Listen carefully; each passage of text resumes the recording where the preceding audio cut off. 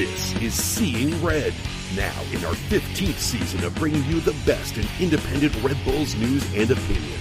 Now, here are your hosts, Mark Fishkin and Joe Goldstein.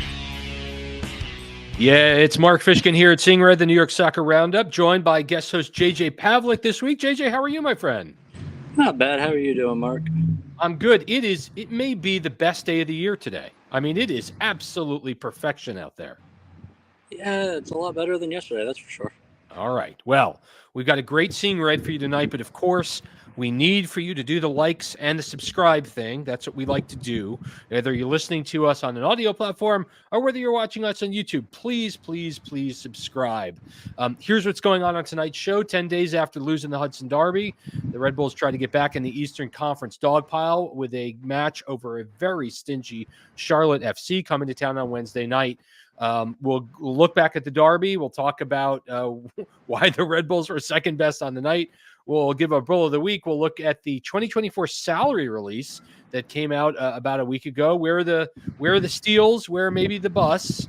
We'll preview Wednesday night's match against Charlotte FC, and then we'll talk to Danny Brackett, podcaster based in Charlotte, big CLT FC guy.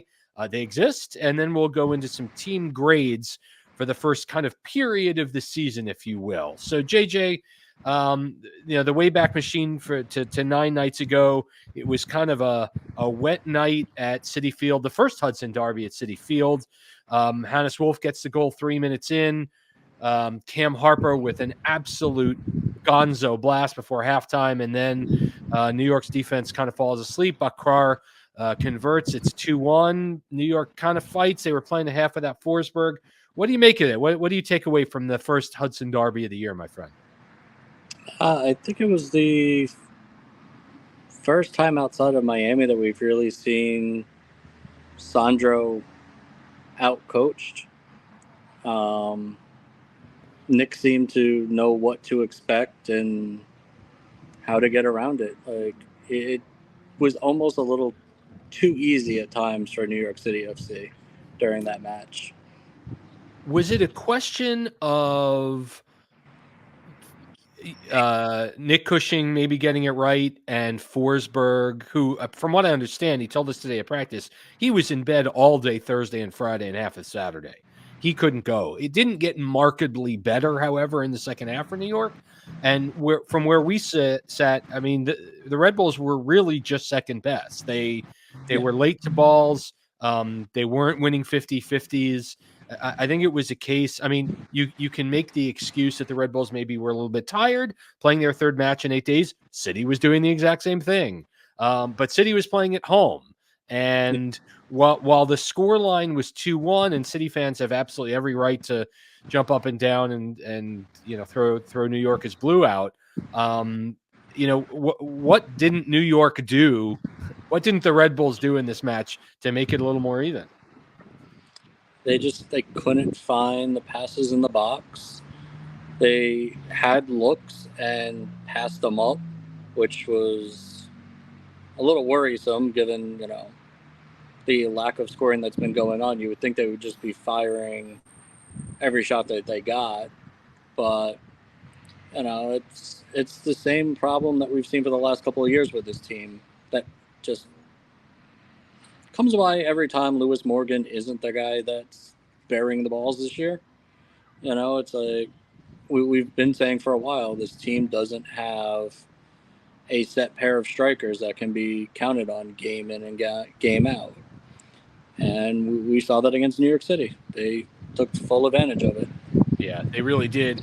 They overran the midfield with both Amaya and Danny Edelman struggling to win balls in the center.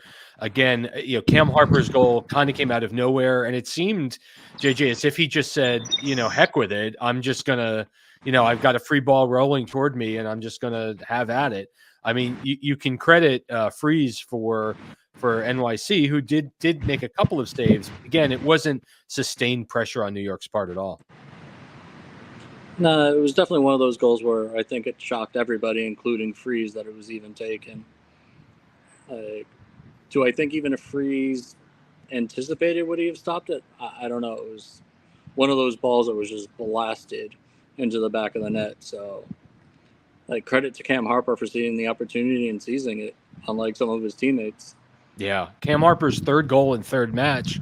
Unfortunately, the young man had to come out of the game with a hamstring injury that's going to keep him out of Wednesday's match at all. So, it's 10 days in the review. The team has really been able to get back to it, really work on their fundamentals. And Schwartz mentioned during the presser today that today really was about this break.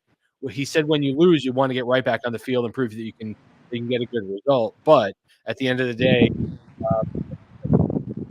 second best. They're only 3 points behind City on the table, though, and they've got now a game in hand and a great opportunity to see. So, I mean, for me, bull of the week, even in the loss, has got to be Cam Harper. There's no one else that took the initiative.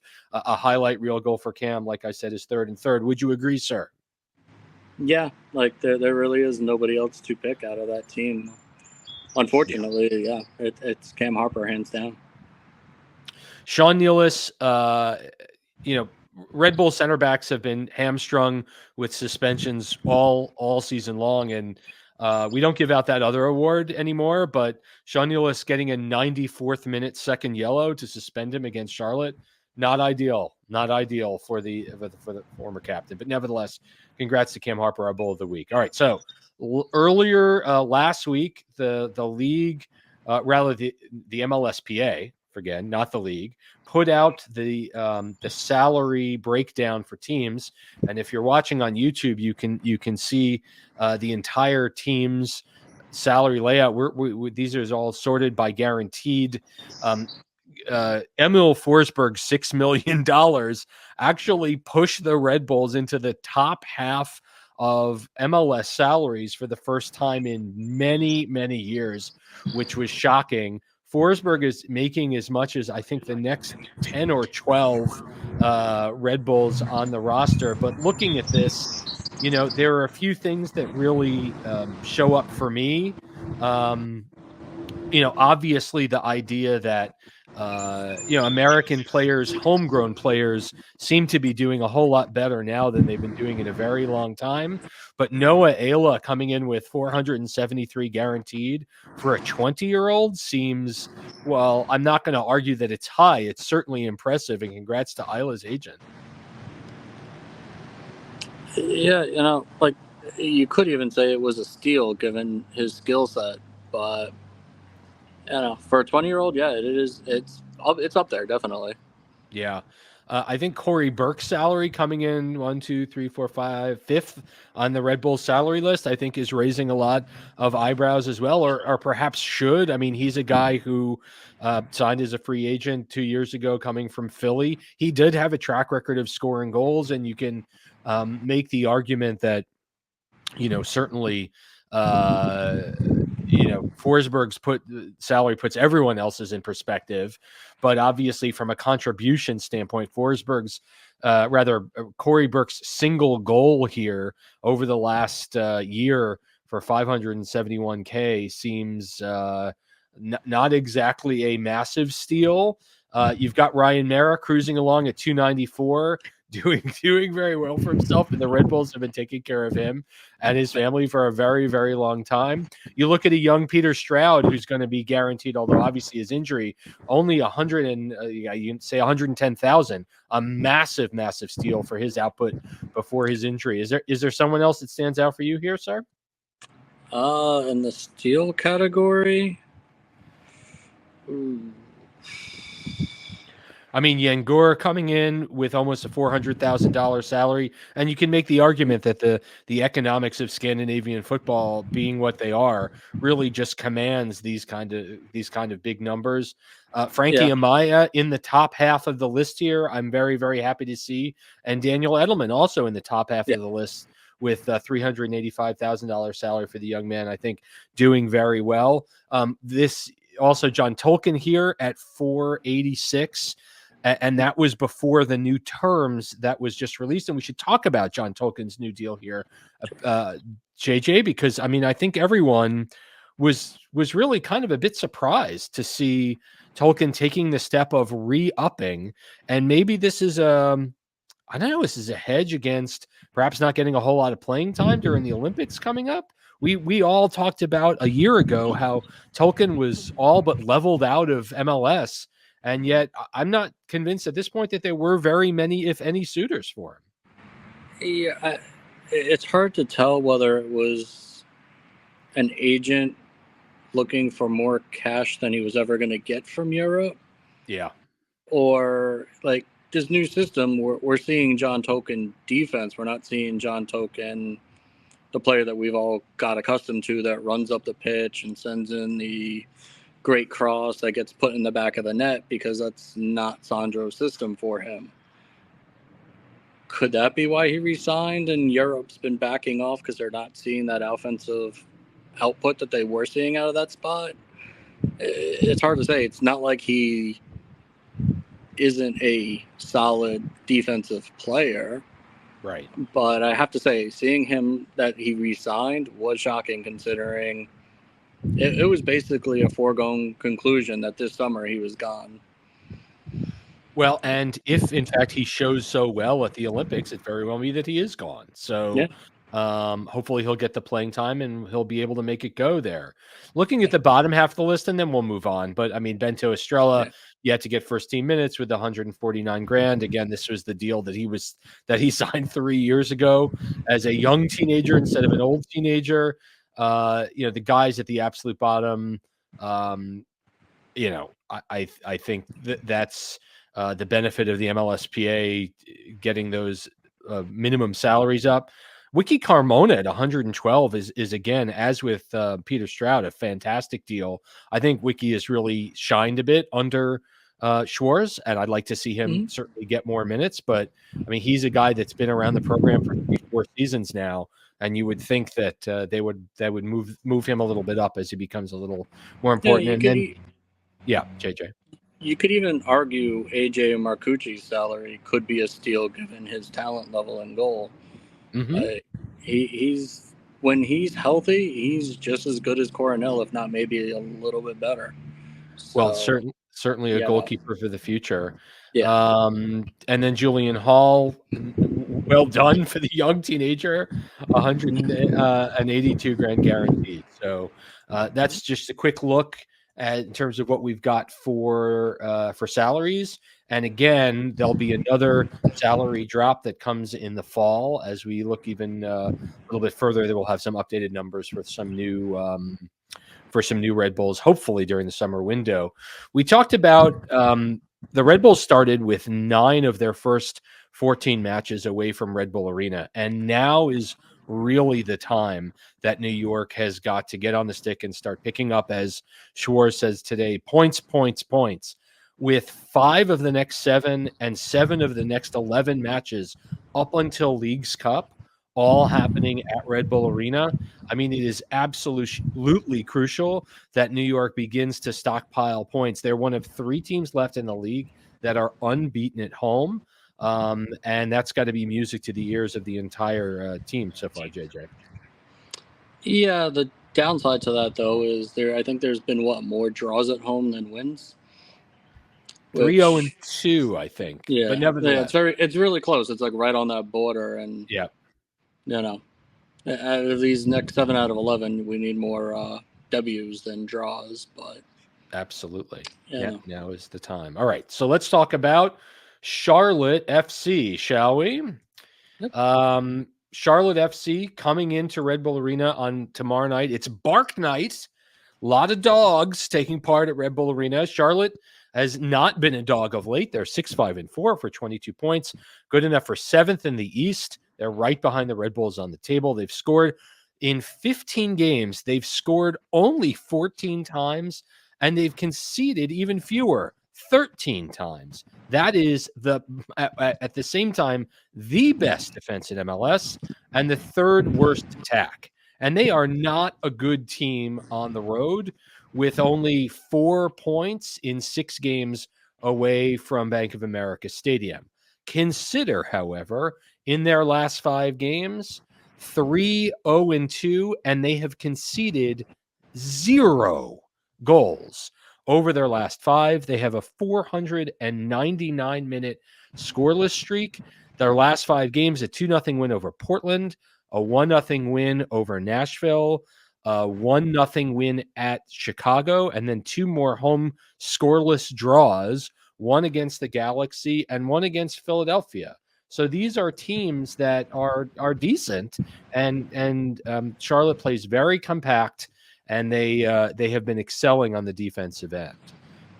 Here are the changes that Charlotte has had since we saw them back last October when the Red Bulls dropped a 5 spot on them, and Elias Manuel went crazy in that wild card win. Some really long-time MLS names: Derek Jones, Harrison Awful left this team, Justin Merrim, I think, has aged out at this point.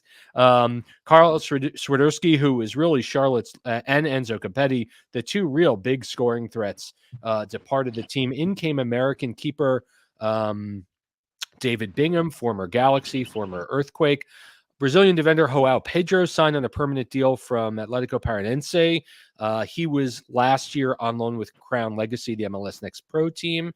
French midfielder Djibril Dani signed on a free from Caen in the French league. Brazilian midfielder Junior Urso, who was a known quantity in MLS, came in from Orlando. And Israeli winger Lael Abada came from Celtic on for a club record fee. And this is a team that's really spent some money on some players, so that really says a lot. Since their arrival back in MLS in 2022, Charlotte has been the personification of inconsistency. They missed the playoffs their first season, finishing 9th, and they made their first appearance in the postseason last year, finishing 9th before the Red Bulls spanked them 5-2 in the play-in game. Charlotte decided it was time to wave goodbye to Christian Lattanzio, and they brought in British head coach Dean Smith, not that Dean Smith, but he has a very British philosophy, which is defense first. The move has been a blessing for Smith. The Charlotte team is fully on board with the defensive ideology, and the team boasted the best defensive record in the league, as we mentioned. While their record in the back is certainly impressive, one thing that has stood out is the lack of goals. Their leading scorer, Patrick Aguimang, has scored just 3 times this season. Again, he's their leading scorer, and he's the lone focal point. And the team has scored just 14 times, and they haven't scored in their last 2 matches. But they're hoping that the arrival of Israeli winger Lael Abada will have someone else to turn to as a focal point to get some pressure off of Aguimang. He missed 4 games after sustaining an injury to NYCFC in April, and he returned for a late cameo off the bench in Philly. Here is the head-to-head. Again, this team is still very new. It's only their 3rd season in the league. The teams have met 7 times. The Red Bulls lead 3-1-2 at New Jersey, and I say that because the team does have a win over Charlotte in the U.S. Open Cup and MSU. The Red Bulls are undefeated 3-0-1 at home. The home team in this series has never lost a match. The last time these teams played, again, Manuel with a hat trick, John Tolkien with the free kick, Tom Barlow with the goal, and it's the surprise of absolutely no one that Elias Manuel with 6 goals against Charlotte is the all-time and active leading scorer. Here is what Dean Smith's 4-3-3 might look like. Christian Kalina seems to be named to the MLS team of the match day seemingly every single time. He has 7 clean sheets and 13 goals against so far this season. Pedro, Andrew Privet, an American, Addison Malanda, a Frenchman with a goal at the center back, Nathan Byrne with an assist, a British right wing back, and then the 3-man line, Brant Bronico, who has scored in this series, Ashley Westwood from England with 2 goals, Djibril Dani, the newcomer I mentioned earlier, with a goal and assist, and then up top, Lael Abada, the Israeli, with a goal, Aguimang with 3 goals, and Kerwin Vargas, a Colombian, with 2 goals and an assist. Junior Urso, I think, is likely out with a thigh injury, and so, my friend, what do we think we're going to see Wednesday night? New York is going to be without Cam Harper, who is out with a hamstring, as we mentioned earlier, and Sean Nealis is suspended. Any thoughts on what New York has to do to break down a team that's very content to continue with the scoreless draws? First and foremost, they have to play Red Bull soccer and not Charlotte soccer. Too often this team, when the opponent is of a lower level, they go down to their level and don't force them to come up to theirs. The midfield we should control and dominate. It's going to come down to our forwards, like always. It's either going to be Lewis Morgan or bust, or Elias is going to have his usual Charlotte performance. This is a game where the Red Bulls should win big, but they have yet to do so in trap games. They've tended to, I think this year, come out mostly draws this year. One they came close to losing in the last minute, so it's definitely going to be a interesting matchup to watch. Yeah, I mean, we're going to see Noah Ayala and Andres Reyes paired together in central defense. Kyle Duncan apparently is ill. He's been sick for the last couple of days. So for me, it's definitely John Tolkien and Dylan Nealis in the back. Schwartz had mentioned earlier today that Manuel had shared with him, hey, I always score against these guys. You might want to consider starting me. I don't know that Schwartz was convinced per se. I think he would rather bring on Manuel at the 65th minute to make a difference and see what the triangle of Forsberg and Morgan and Van Zier can do against this team. New York is definitely going to miss Sean Nealis' head and strength on free kicks. Forsberg today talked about the need to get the crosses in. It'll be interesting. All right. So all that said, do you have a prediction for what we might see Wednesday? Are the Red Bulls going to score? That's always the question, isn't it? with this forward group, are they going to score? I'm going to say probably 1-0 Red Bull late. Yeah, again, you guys with the guest hosts, you constantly are picking my selections for what we're going to see. So I'm going to have to dare to be different. Batista did it last week. I'm going to call it a 1-1 draw. And New York's going to break the streak and they're going to concede late. When we're back on Seeing Red, the first time on Seeing Red, Danny Brackett coming to us from Charlotte to talk all about Charlotte FC.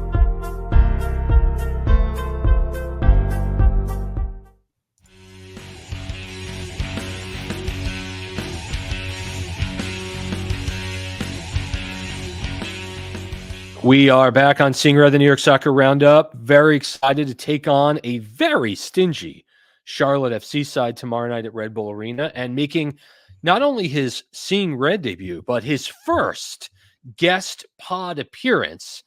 Danny Brackett is the host of the full-time Roundup Soccer Show and a frequent contributor to the Charlotte Soccer Show, and that's why he's here. It's Danny Brackett. Welcome to Seeing Red, my friend. How are you? Hey, welcome in. Thank you for having me. I'm excited to talk some footy and excited to watch the game tomorrow. Yeah, for sure. So, the last time the Red Bulls saw Charlotte FC, they were on the wrong end of Elias Manuel turning into Superman and John Tolkien with a wicked free kick in a 5-2 playoff victory. Elias Manuel loves to play Charlotte FC. For a team that's only been around for 3 seasons, he's got 6 goals against you guys, and that's a lot. I would think that that's probably the most. And so I guess the first question I have for you, Danny, is what has happened to this team between the time they walked off the pitch at Red Bull Arena to now where they are with 5 straight clean sheets? Tell us the story. Well, I mean, how much time do you have? But really, just to put it in a nutshell, we canned our coach, Christian Latanzio, from last year. He was a very tactical-minded coach, but he wanted to play his way or the highway. And, it resulted in some really fun games, but a lot of lost points and a lot of concessions. And Dean Smith came in the summer. He's coached in the Premier League in the Championship as well, with Leicester City, Norwich, Aston Villa, notably bringing Aston Villa up into the Premier League. And he steadied the ship a little bit. His first thing was now seeing all 3 DPs leave. So cleared out Karol Swiderski to Hellas Verona, Camilo Józwiak to Granada, and Enzo Capetti, as of 2 weeks ago, back to Argentina. So massive bust at the MLS level. massive bust. Yeah. I think it was like $6 million. Don't really know how much we got back for him. I don't know if the fee was ever published, probably because it wasn't a pretty number. Right. But he ended up getting outplayed by the rookie, Pat Ajiman. And so the first thing Dean came in and said, look, we're not going to overcomplicate things. We're going to just simplify everything, play a 4-3-2-1, or sorry, 4-2-3-1. And we're going to focus on the back and then slowly progress to the attacking side. And so, we had the young Frenchman, Malanda, and then the second year rookie, Privet from Penn State. They've been just the foundation of our success this year. And then you got Byrne and Uronen on each side who have been great additions within the last year and a half. So we are very stingy at the back. Kalina at the goalkeeper is a great keeper, and we've just simplified everything. Now, going forward, that is where we've struggled. I mean, I think we're probably top 5 goals scored in a bad way. And we have no DPs other than Leo Labata, who came in from Celtic, and we saw a flash of what he could do probably a month and a half ago, scored a nice goal, and then he's been out with a hamstring injury. But as reported today, he is in contention to start. He played probably 10 minutes in our draw this weekend. And so I'm really hoping he's back to give us a little bit of an attacking threat on the wing, because that's where we lack at the end of the day. So we've watched with somewhat of bemusement about Tepper's trying to be all things to create a winner. He's struggled obviously with the Panthers and the NFL as well to stick with one guy long enough to actually make a difference. But is Smith making the player decisions now in addition to coaching? Is it all his show? I don't think so. I think it's a partnership with our GM, Zoran Cornetta. Okay. He was, I don't know if you know much about him, but he was actually a player agent in Europe, and he came over and basically, built Charlotte FC to what it is today. Obviously building a roster in an inaugural season is, very hard to do, especially from scratch. Sure. But then doing it during COVID, especially, made it even more like you're, meeting the players on Zoom and they can't get a good vibe. So obviously there was some struggle in year 1 and year 2. We fired our coach within like 8 games or something like that. Right. Miguel and Angel Ramirez, and then kind of just internally promoted Latanzio. So he has, been quick to fire, 2 coaches. But I think they were correct firings, and I think he got the hiring of Dean Smith correct. It's just really hoping that Dean Smith doesn't transcend Charlotte FC and then go back and get himself a job in England or somewhere else in the top flight is what I'm worried about long term. At the end of the day, they all want to go back there. So I just hope that, for your sake, that he stays a little bit and continues on the upswing. This team has done really nicely at home. Most MLS teams do, but 1-4-1 on the road. What's been the story when the team leaves North Carolina? Why has it been difficult? I mean, we have an absolute fortress at home. We, pack out 20 to 30K at least per game, which really I feel like gives the players a boost here. We do travel like somewhat well. I mean, I know we have a group of hardcore fans that go to most of the games.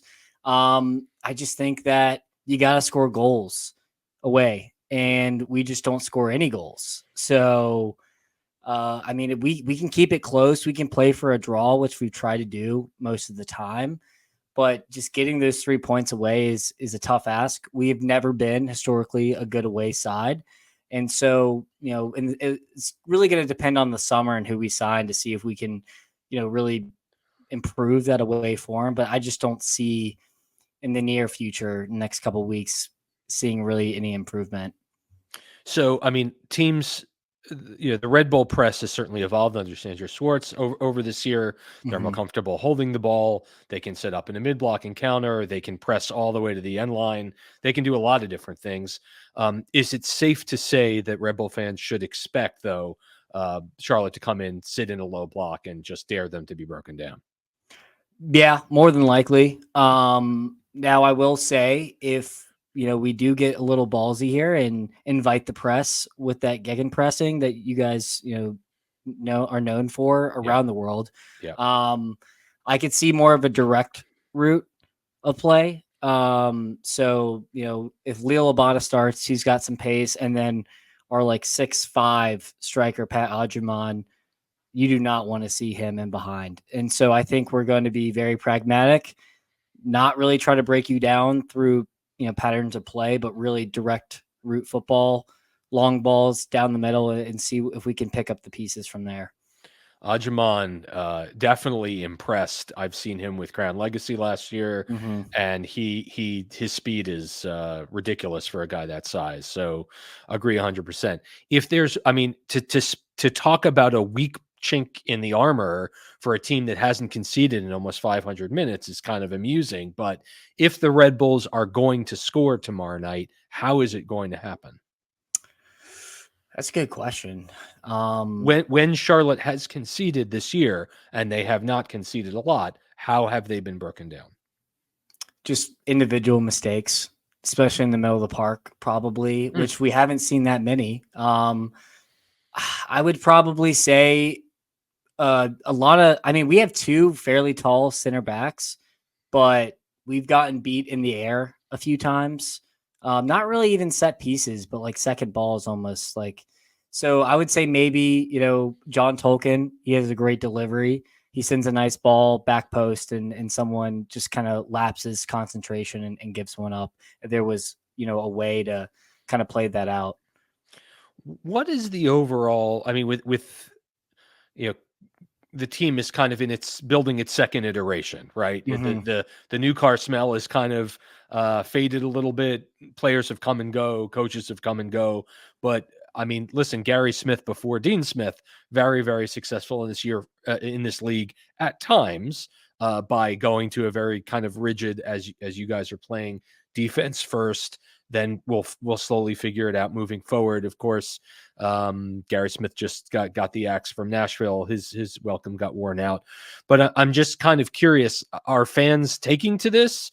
Scoreless draws are effective, especially when you're playing on the road. I know you've had 2 consecutive scoreless draws at home. Are fans itching for more, or are you simply pleased to be moving up the table? I think we're happy with where we are. But obviously you come to win games, especially at home. And so having 2 draws in a row when there were chances is a little bit frustrating. But then you also got to think, hey, one DP was injured and we have 2 open slots. So it gives you a little bit of opportunity and hope for the summer window to kind of set in, and maybe we can hit at least on one of the signings that we sign. But then at the same time, we're the club that lost the most points from winning positions last year. I think it was 23, 25 points. Yikes. So something horrific. And so having those draws and being able to hold on to a point and 3 points, it's just been so much nicer as a fan, because we'd go up 2-1, 2-0, and you just would know in the back of your head, we could lose all of these very easily. And it would happen most of the time. Right. And so, if you ask a Charlotte FC fan how they feel, I would say most are pretty optimistic. A lot of people like Dean Smith. We just, are looking forward to the signings, we have. And if you ask the Charlotte FC person, what a good result is for tomorrow, I think a lot of people would agree with the draw. With a draw, for sure. And listen, I'm sure I'm not the first one to say a guy named Dean Smith in North Carolina, I'm sure has a lot of support behind him. At least from the Chapel Hill portion of the populace there. As an OG MLS 96er, the idea that this league is thriving in places like Charlotte and Nashville and Atlanta is beyond reason, going back to the early days of the league.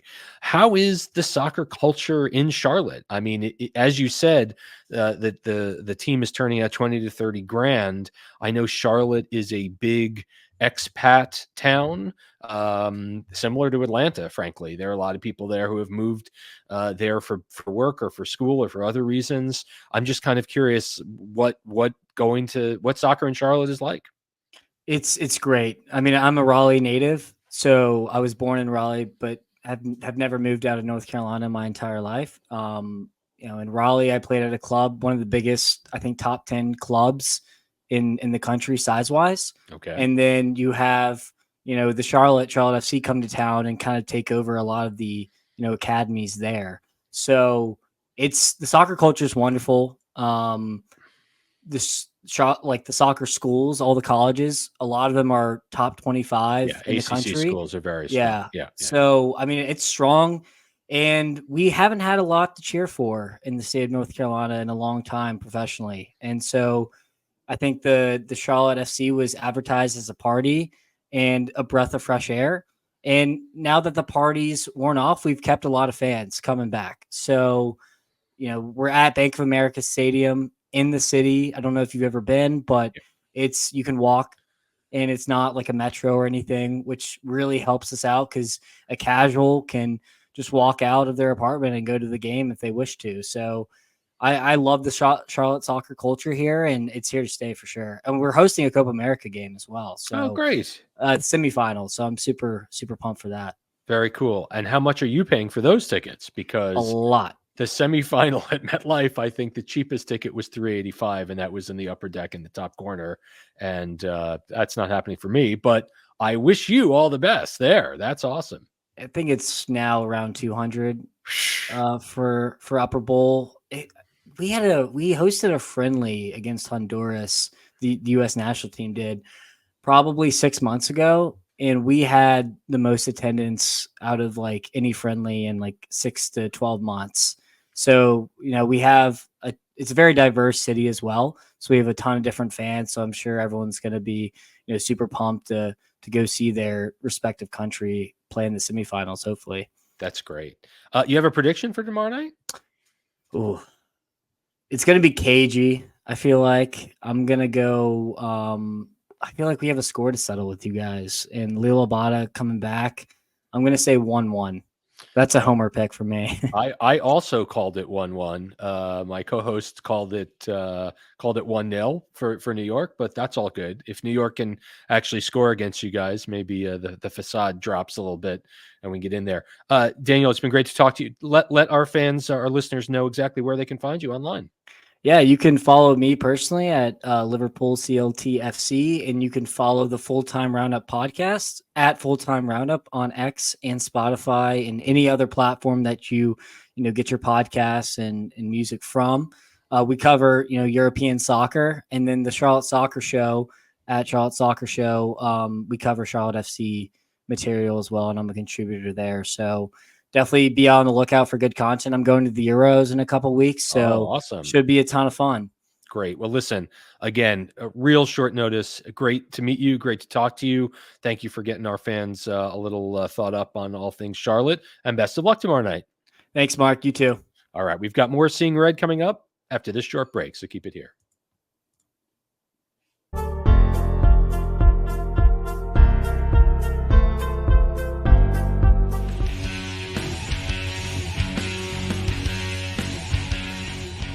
We're back on Seeing Red, the New York Soccer Roundup. Red Bulls getting ready to take on Charlotte FC for the first time. I think everyone was on vacation for the long weekend because we do not have a single email this week, despite the Red Bulls losing 2-1 in the Hudson Derby 10 days ago. But you can write us any single time you like at seeingredny@gmail.com. And so now, Pavlik and I will talk about grades for the first 14 games of the season. Let's if there's an MVP on this team right now, who would it be? Now, before we get into it, I just want to say it was very, very clear that Sandro Schwartz really looked at the first 14 games of the year as the first period of the season.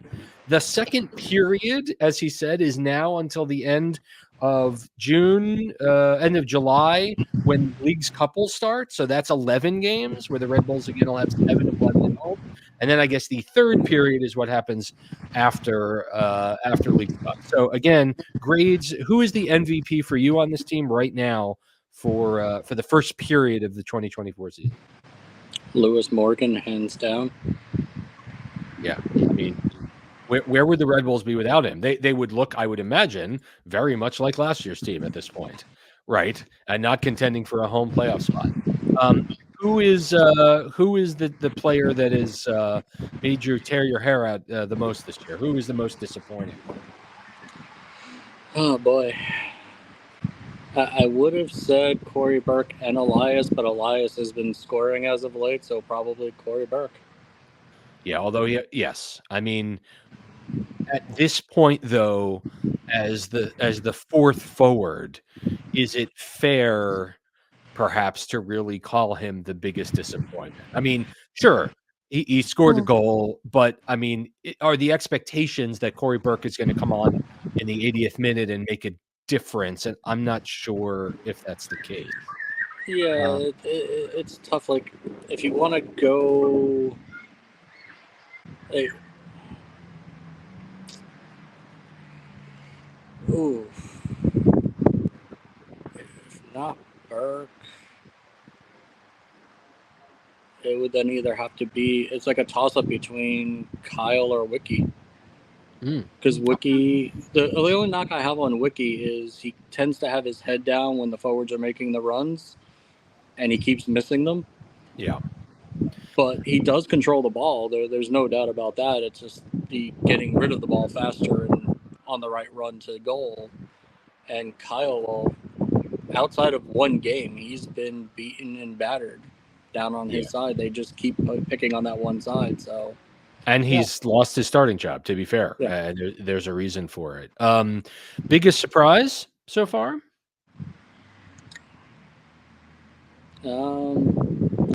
Like, I've gotten to see him play before he came here, but to fans and everybody else who didn't, I would have to go with Noah.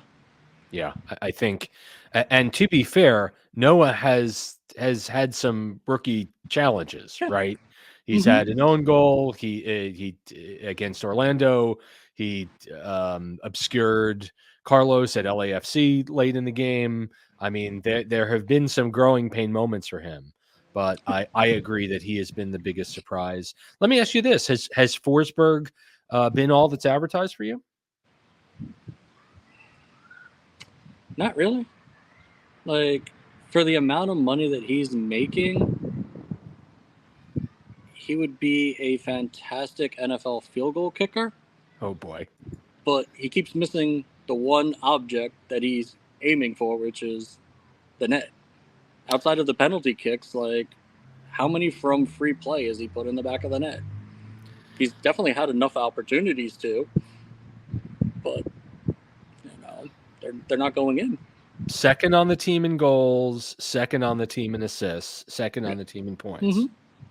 But again, you want to see more in open play out of the captain. Is there a moment this season that has stood out for you that above all others? Or a match? The FC Dallas game. The FC Dallas game. Why? Tell me about it. Why'd you go there? You saw Lewis Morgan return as the guy that we thought he could be and knew that he could be. You basically saw Sean Nealis playing on one leg, and Dallas couldn't get by him for anything. Even after they saw that he could only play on one leg, they couldn't get by him. It was that one little bit of moment that showed you what this team could be when all the pieces come together and they stay healthy. And so far, we've been in for a treat. The forwards, they're still being disappointing, but they're still as well. I guess Sandro's now a hockey guy since he broke things down into periods. Yes. So there's still 2 periods to go. Yeah. For me, the moment was beating Miami 4-0. And I understand that this was an MLS of all MLS experiences, right? You've got weather conditions that no one should be playing in. No. You've got Miami showing up with half their guys. You've got Luis Suarez looking like he'd rather just jump in the Passaic than play this game. And you have the Red Bulls coming out and saying, we are going to run you over. We know that Sergio Busquets, when being the lone guy to be pressured, is going to cough it up. And they use their youth and their speed to make, Dante Van Zier look like a hero. And Lewis Morgan showed everyone that he should be considered on the MVP list for the league. And it was a day that had so much expectation. And, New York was really able to come out the better. And again, I think it's important to note the team has lost 3 times in 14 games. And all of those losses have been on the road. And Forsberg said it as best as he could during today's press scrum, which is, the season's long and they are positioned right now to be a solid home playoff team if they can get it together. They get 13 points at home out of the next 5 games. They're going to be looking really, really nice for the last part of the season. So that said, we've come to an end of a fantastic episode of Seeing Red. I'd certainly like to thank Zach Feldman for stats. I'd like to thank our guest, Daniel Brackett from NC. Joe, we miss you. We're thinking about you all the time. Thank you for listening. JJ Pavlik calls Wednesday's match a 1-0 Red Bull win. All right, I'm going to call it a 1-1 draw. We may or may not be back before the Orlando game on Saturday. Please check your local listings. Thank you so much for watching and listening. Please remember to like and subscribe. And thanks so much, everyone. Have a good night. We've got more Seeing Red coming up soon. Be well. Bye-bye.